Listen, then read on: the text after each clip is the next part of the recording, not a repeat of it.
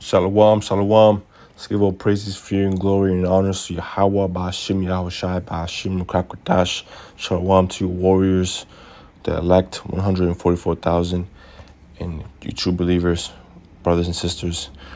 This is the book of Matthew, chapter 25, verse 6. It says, "And at midnight there was a cry made, Behold, the bridegroom cometh. Go ye out to meet him. Then all those virgins arose and trimmed their lamps. And the foolish said unto the wise, Give us of your oil, for our lamps are gone out."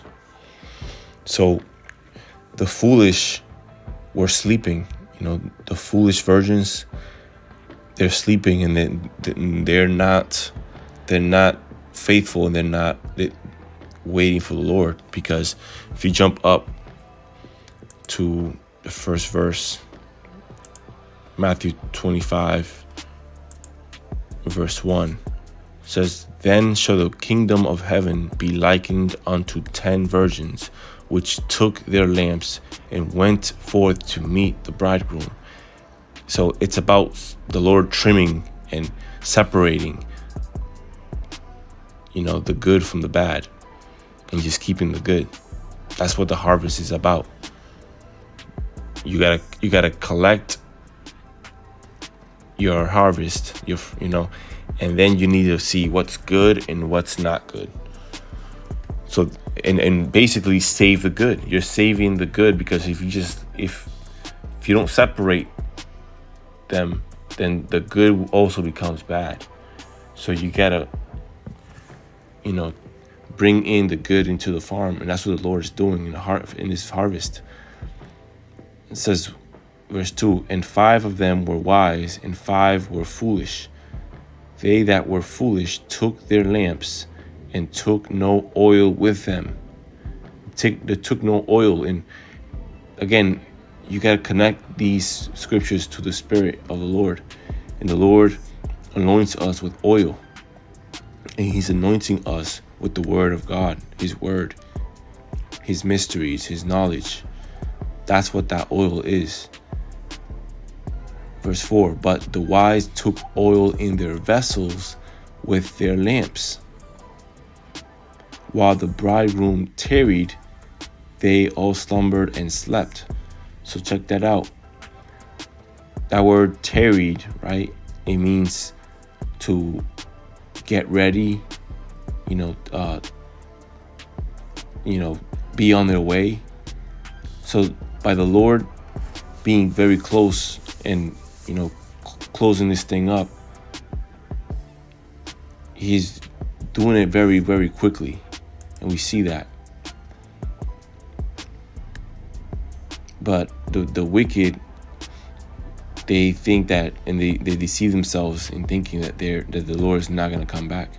So they do what they want. They go back into the world. That's what that sleep is.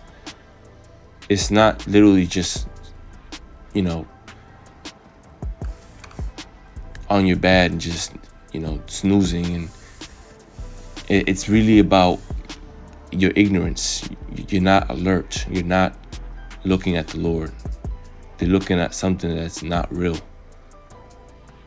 They're living a false dream.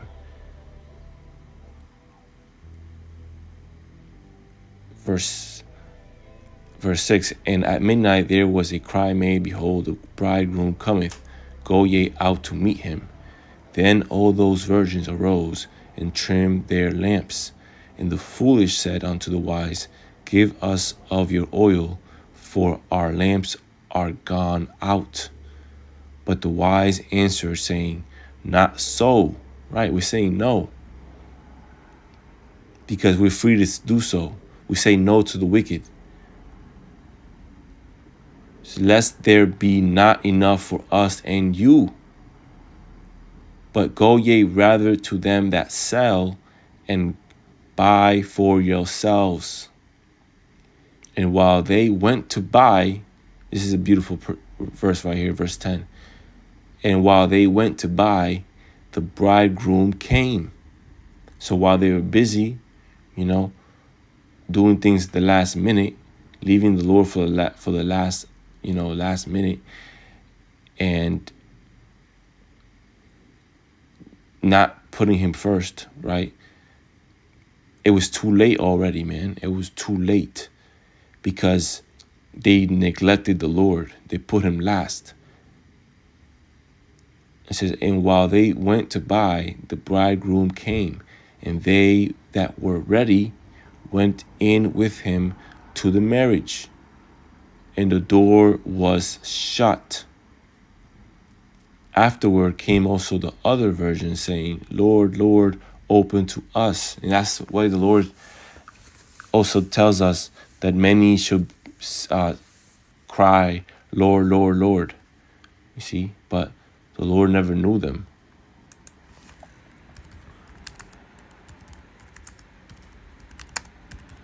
Let me bring it out. Matthew 7:21 says, many will say to me in that day, Lord, Lord, Lord, have we not prophesied in thy name, and in thy name have cast out devils, and in thy name done many wonderful works?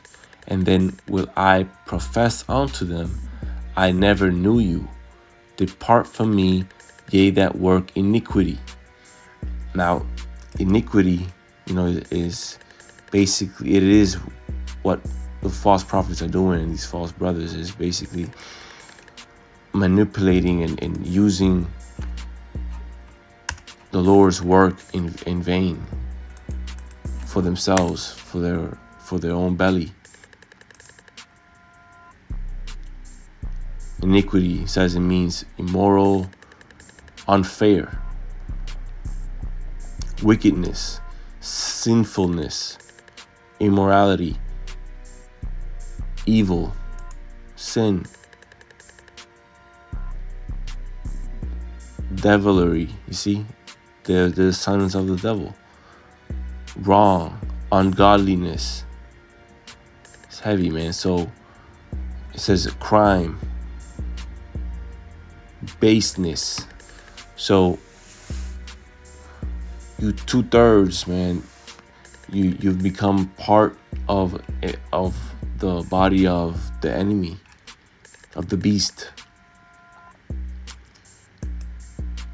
They've already received the mark of the beast. You see, it's in their mind, it's in their actions, it's in their heads with their thoughts, and it's in their hand with their actions, what they do, what they take, what they throw. They do all these things with their hands, because they hold the weapon, but it's not stronger than our weapon. See, their weapon is darts of lies and craftiness and confusion and discouraging the warriors and lies. But we actually have the ultimate weapon of war that has never lost. And it's the weapon of the Heavenly Father and Son, Alpha and Omega. The power to walk in His name and walk in His instructions and belong to Him and be separate from this world.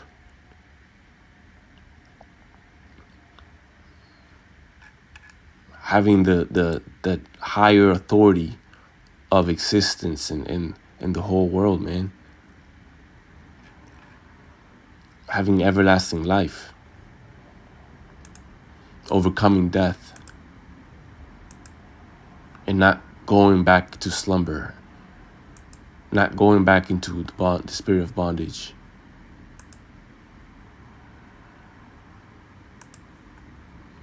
Let me finish reading here. Matthew 25 and verse 24 says, then he which had received the 1 talent. Oh, Salakia, let me go up more. Right. This is verse 7. Then all those virgins arose and trimmed their lamps, and the foolish said unto the wise, Give us of your oil, for our lamps are gone out. They have no light. They have no understanding. They didn't take the time to receive light and have light in them.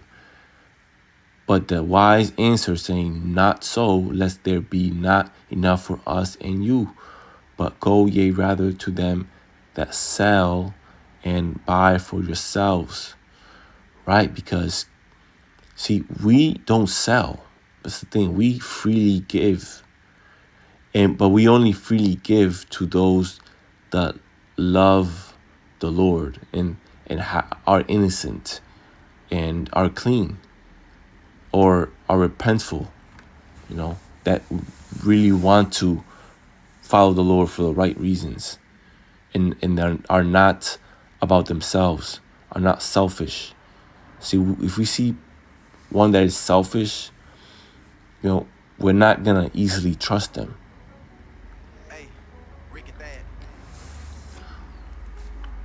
Because they weren't there when we needed help.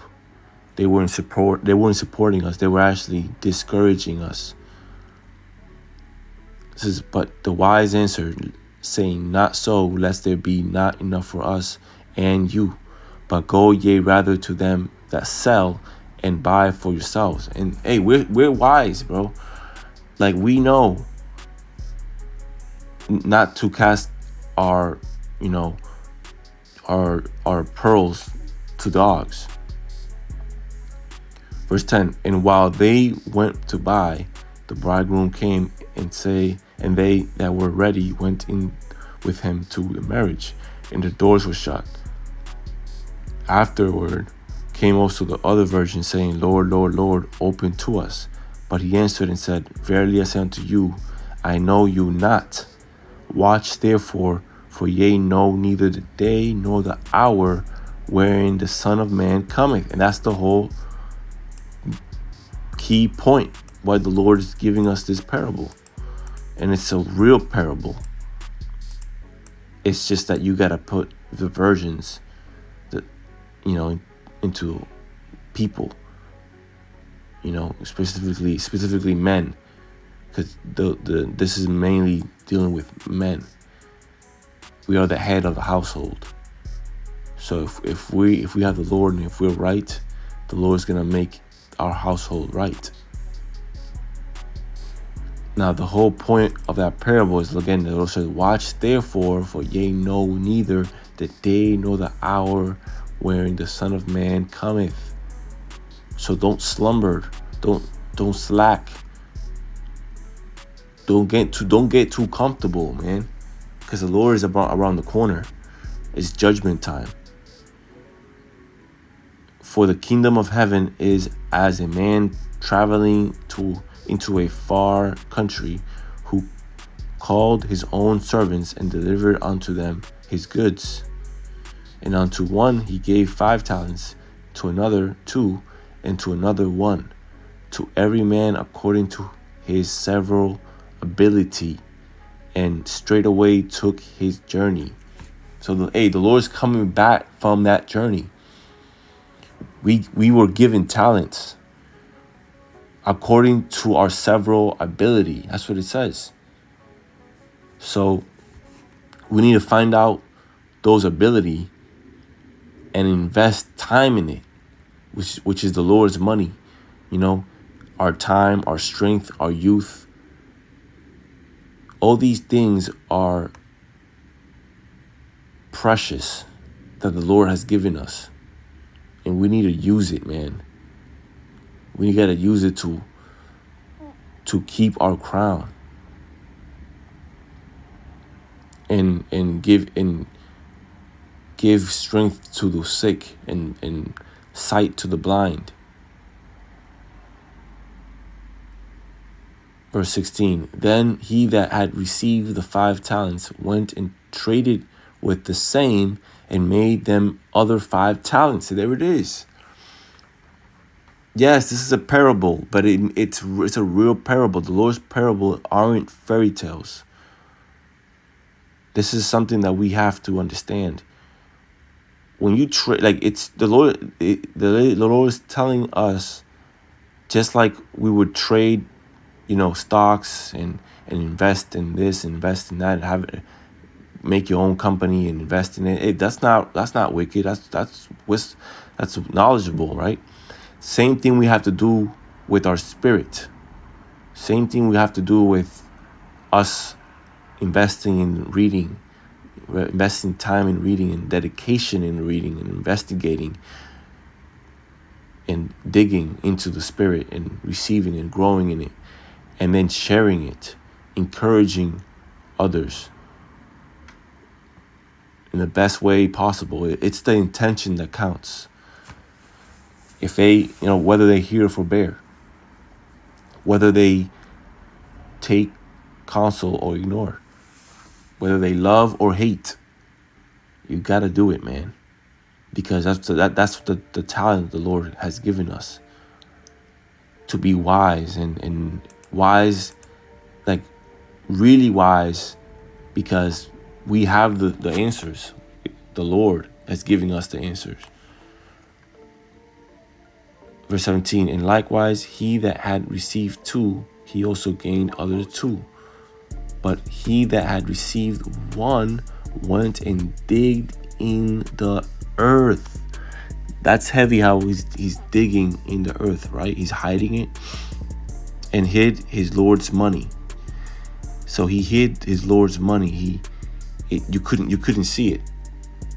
So it's in other words, to make it clear, is that he didn't invest.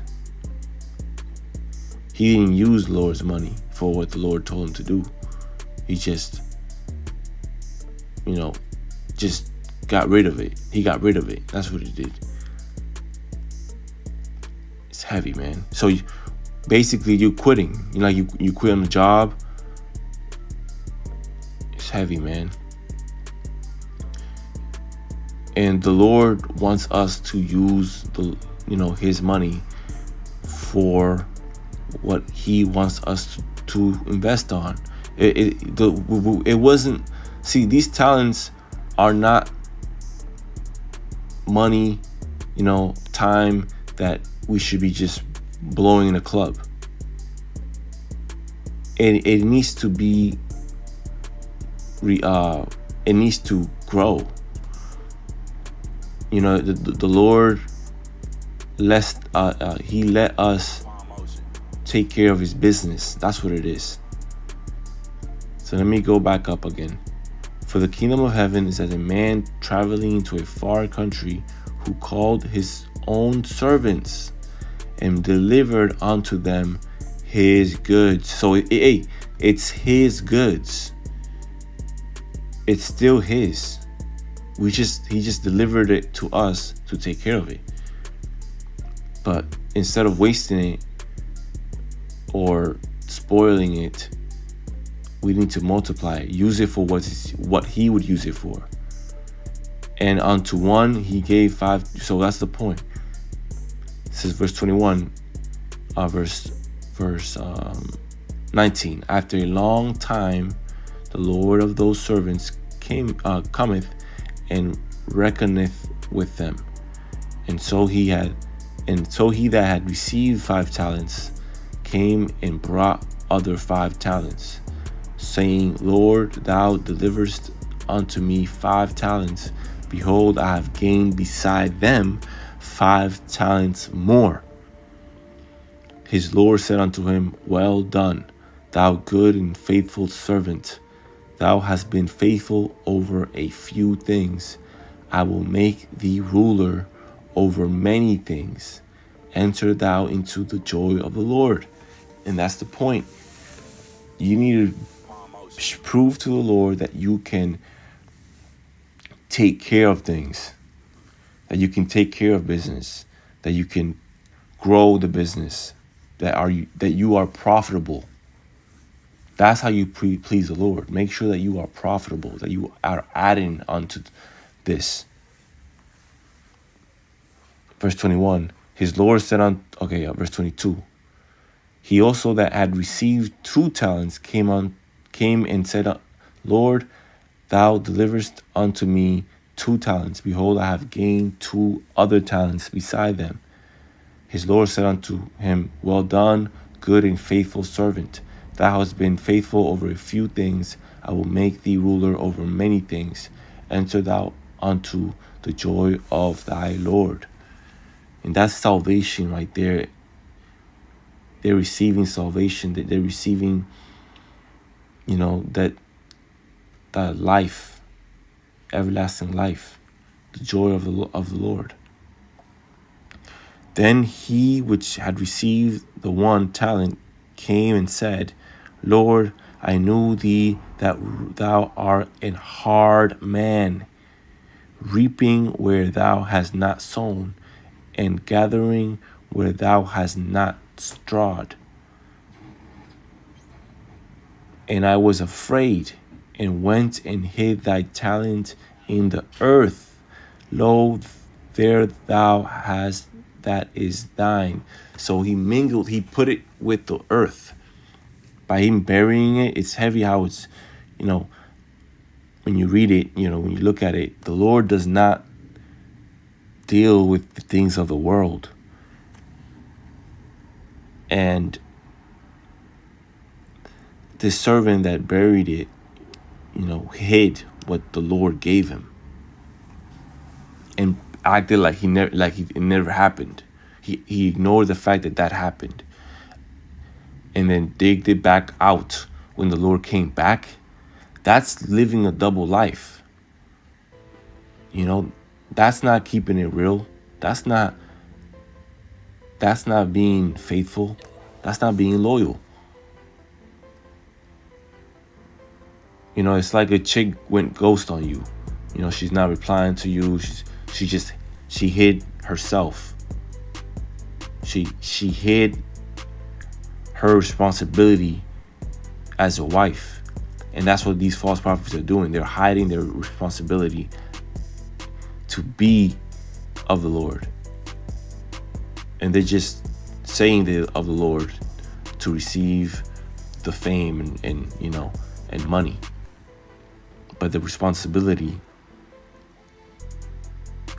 is being taken care of by the true servants of the Lord.